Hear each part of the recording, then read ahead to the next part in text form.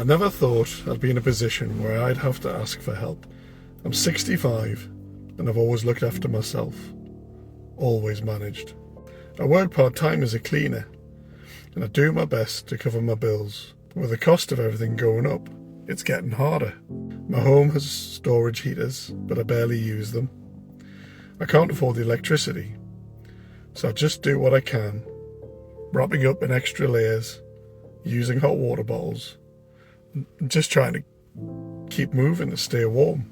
But my hallway and bedroom had nothing but cold, hard floorboards, and at night, the chill seems to rise up from the floor, making it impossible to get warm. I tried to apply for help through the council's household support fund, but they needed so much paperwork. They wanted bank statements, they wanted medical records, they wanted proof of past support.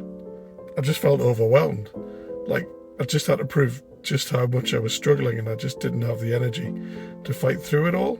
Then I got in touch with the food bank. I thought they'd just help with the food, but they listened to everything I was dealing with. That's how I met Ellie. She helped me try to apply for support. But when it became clear that I wasn't going to get anywhere with the official route, they stepped in themselves. They arranged for Tyndale Carpets to come out and fit carpets in my hallway and bedroom. When Sean turned up to measure up, he saw how cold I was.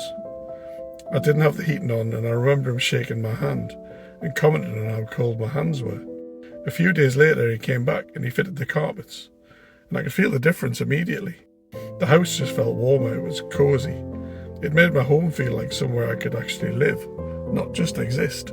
As part of the support, the food bank also gave me a low energy tabletop heater and a heated blanket so I wouldn't have to keep struggling through the nights. It's hard to explain just how much that means when you've been living with a cold for so long. I do still worry about money, about bills and about keeping my head above water, but I don't feel quite so alone in it anymore. When people think about a food bank, they think about tins of beans and pasta, but for me, they gave me something far more important. They gave me comfort and warmth and the feeling that somebody actually cares. Ellie and Sean didn't just turn up and do a job and leave. They treated me like a person, not a problem to be solved. They got it. They understand what I was going through without making me feel like I just had to justify my situation.